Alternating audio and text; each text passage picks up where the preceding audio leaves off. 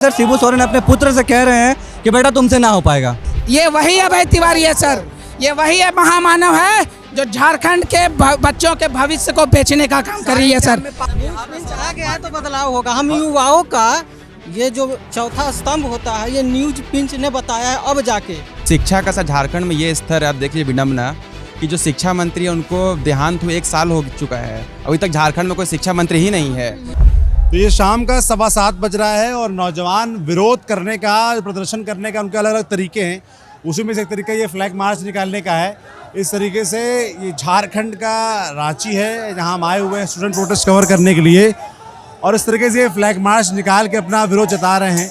और उसमें मोबाइल की लाइटें जला रखी हैं लोगों ने। अलग अलग तरीके हैं, जो बातें हैं, जो नौजवान क्या बोल रहे हैं वो आपको लगातार हम सुनाई बता रहे हैं। गुस्सा है, एग्रेशन है, और उस गुस्से और एग्रेशन के पीछे एक बड़ा कारण है जो इतने लंबे समय से चला आ रहा आंदोलन। आप देखोगे तो आपको जो दिन में हम बात कर रहे थे तो भीड़ उतनी नहीं थी, मगर शाम होते होते भीड़ बढ़ रही है।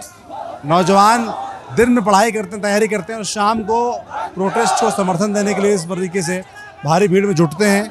और सबकी डिमांड एक ही है कि सीट बेचना बंद करो, बंद करो। जो नारे आप सुन रहे हैं, जो नौजवान आरोप लगा रहे थे कि सीट बेची जा रही है, परीक्षा में लगातार जो है गड़बड़ियाँ हो रही हैं, इतना त्रस्त हो गया है झारखंड का नौजवान। पिछले आप जानो 26 साल से जब से झारखंड बना है, उसी के नतीजे ये रोज निकलता है इस तरीके से। हाँ शाम हाँ निकलता है शाम में। क्या मकसद है इसका निकालने का? मकसद यही जो सीट बेची जा रही है वो रोका जाए। हम लोग जो स्टूडेंट परेशान है उसको ठीक किया जाए। पढ़ लिख रहे हैं, सब बिक जा रहा है अंदर अंदर। क्या करेंगे, मर ना जाएंगे हम लोग। गरीब आदमी पढ़ने आते हैं हम लोग। आप भी आए हैं? आप जी बिल्कुल करते हैं आप? मैं JPSC JSSC की तैयारी करता हूँ जी। शाम को भीड़ बढ़ जाती मैं देख रहा हूँ। शाम को और जैसे लोग बाकी लोग पढ़ के जो उठते हैं आते हैं तो फिर यहाँ पे सपोर्ट करते हैं लाइब्रेरी से ही। लाइब्रेरी से ही आता, अभी भी लाइब्रेरी ना। एक तो है कि इस सरकार के भरोसे नौकरी से तो रहा, दूसरी बात है कि अगर नहीं पढ़ेंगे तो सेंट्रल से भी जाएंगे, मतलब न घर के रहेंगे न घाट के रहेंगे, कहीं से तो फिर कुछ होना है नहीं। यहाँ आपको पता है एक से एक लोग हैं बैठे, सूरमा लोग नौकरी के लिए। क्या है भाई, ये क्या पोस्टर है? सर ये वही अभय तिवारी है सर, ये वही है महामानव है जो झारखंड के बच्चों के भविष्य को बेचने का काम कर रही है सर। ये वही आदमी है सर। ये पियोन से लेकर के CEO, BDO, DSP, IAS, IPS, आपको एस्ट्रोनॉट बनना है, आपको इसरो में साइंटिस्ट बनना है तो इस आदमी से कांटेक्ट करना पड़ेगा सर। गोविंदा को पिक्चर याद आ गई, याद है आप लोग? और अलग तस्वीरें लगी रहती थी। वही आदमी है सर, ये वही आदमी है सर। हम लोग लाइब्रेरी में 15-15 घंटा पढ़ते हैं, फिर भी हम लोग को कोई एग्जाम में सफल होने नहीं दिया जाता। ऐसा नहीं कि टैलेंट की कमी है सर। 152 क्वेश्चन सही किए हैं सर 200 में, छाती ठोक के बोल रहे हैं। 152 क्वेश्चन सही करने के बावजूद भी हम लोग का नाम नहीं आता है, और 140, 145, 138, 139 वाला का नाम आ जाता है सर। तो आप समझ सकते हैं कि ये जो JPSC और यहाँ की सरकार और यहाँ की जो तमाम रिक्रूटमेंट एजेंसियाँ हैं किस तरह से धांधली में संलिप्त हो चुकी है सर। कब तक चलेगा प्रोटेस्ट? ये जब तक हम लोग का बात सरकार नहीं मानती तब तक हम लोग इसी तरह प्रोटेस्ट करते रहेंगे।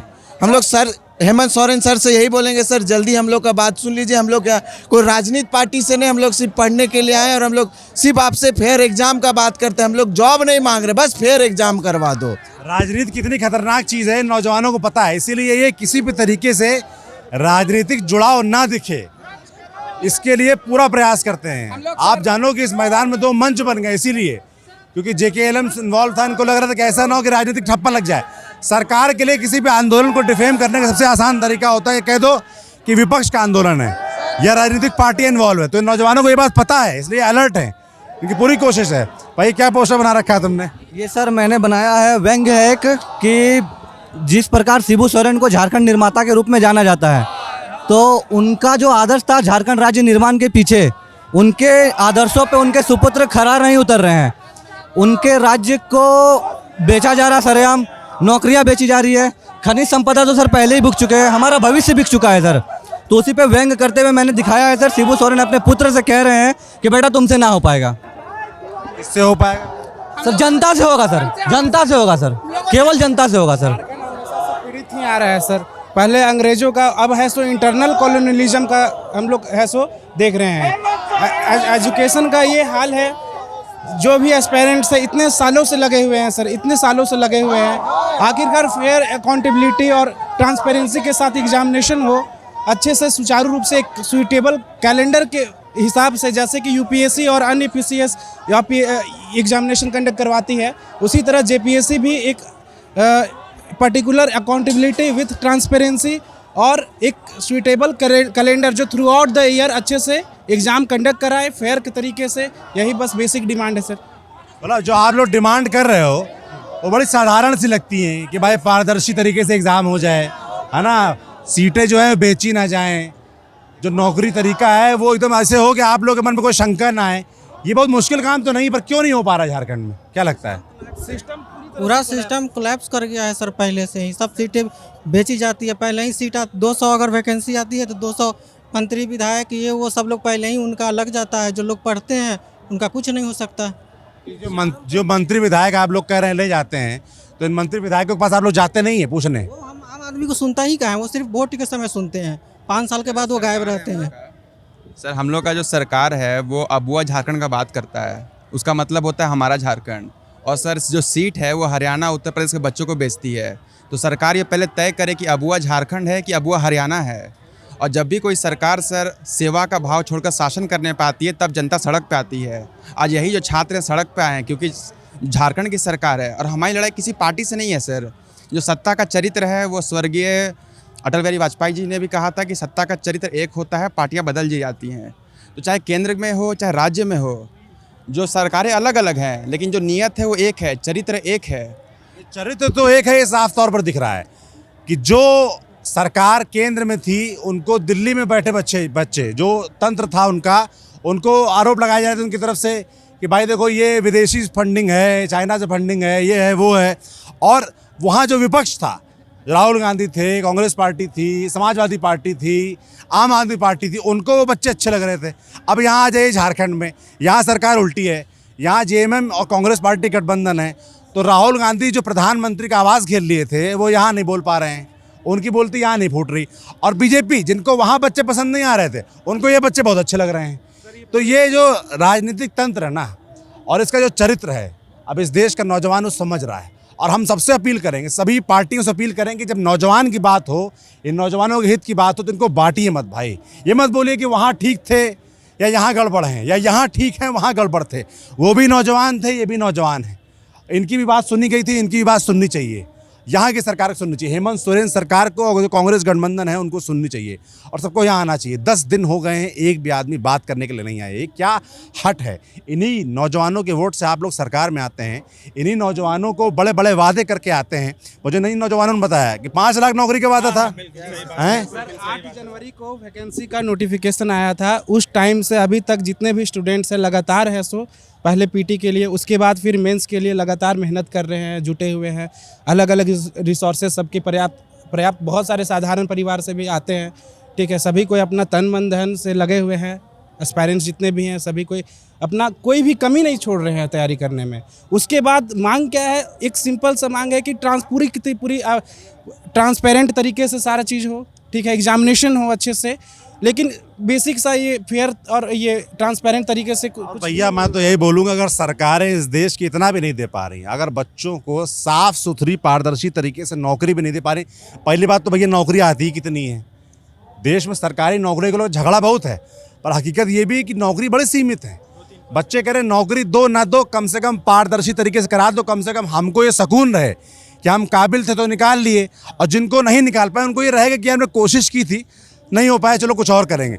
पर यहाँ तो अधर्म लटके हुए हैं। और सिर्फ ये झारखंड की बात नहीं है, मैं देखता हूँ सभी राज्यों में यही हाल है, लगभग सभी परेशान दिखते हैं, सब जगह से मेल आता है, बिहार हो, उत्तर प्रदेश हो, मगर झारखंड की बात तो भैया और ही खतरनाक है। जिस तरीके से मुझे यहाँ के नौजवान बता रहे हैं वो कंपैरिजन करना और मुश्किल है। और ये हेमंत सोरेन सरकार जिनकी दूसरा टर्म चल रहा है, उनके लिए बहुत ही शर्म की बात है कि नौजवानों को एक दूसरे टर्म की सरकार में भी सड़क पर उतरना पड़ रहा है अपनी बात मनवाने के लिए, और उसके बावजूद कोई भी बात करने उनसे नहीं आ रहा है। मगर नौजवान तय करके बैठे हैं कि जब तक ये हट जो सरकार का है खत्म नहीं होगा, जब तक इनसे बातचीत नहीं होगी, जब तक बीच का रास्ता नहीं निकाला जाएगा, जो इनकी मांगे हैं वो बड़ी नॉमिनल मांगे हैं।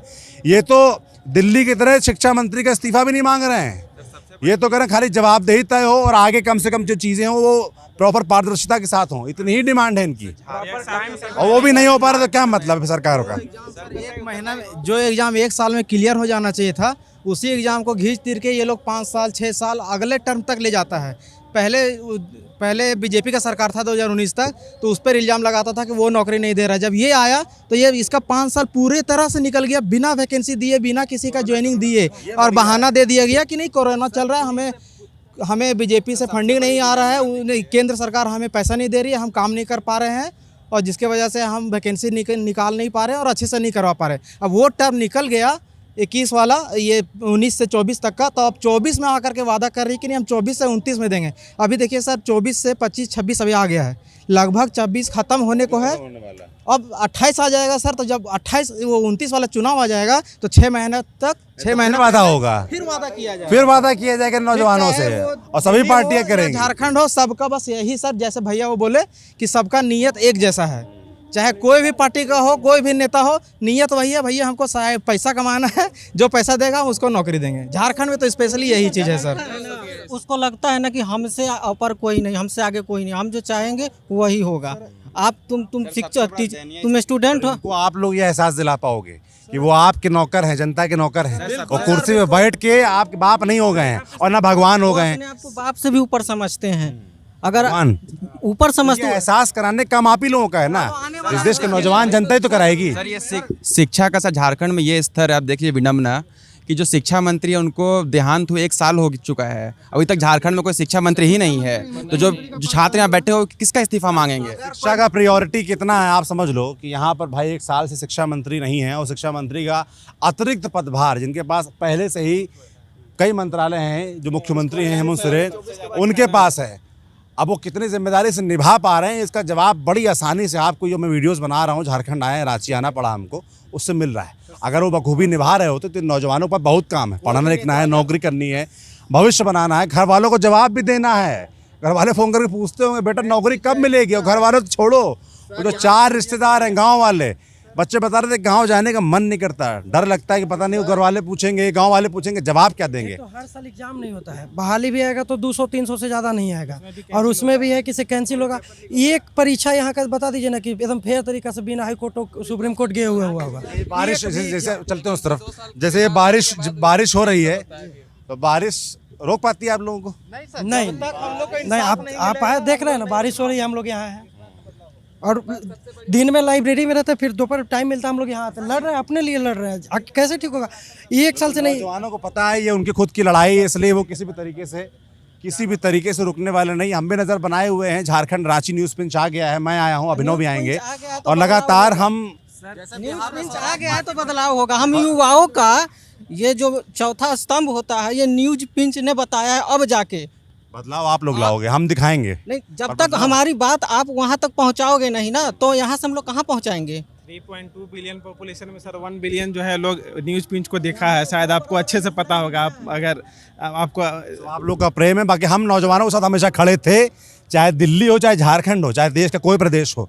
जब भी नौजवान दिक्कत में होगा, जब भी नौजवान मुद्दा उठाएगा, जितना हमसे हो सकेगा, स्टूडियो से जितना हो सकेगा, हम ग्राउंड पर आते रहेंगे, चाहे कुछ भी हो। राहुल गांधी से जरूर पूछिएगा भैया कि वहाँ का ठीक लगते थे, यहाँ का ठीक क्यों नहीं लग रहा है। आज तक वो नहीं इस बारे में बस हाँ, ये नौजवान बहुत चकड़ है, इसको सब पता है। जो राजनीति आप लोग खेल रहे हैं ना, चाहे कोई पार्टी हो, चाहे कांग्रेस हो, चाहे बीजेपी हो, चाहे जेएमएम हो, चाहे आम आदमी पार्टी, चाहे कोई पार्टी हो, इनको सब पता है।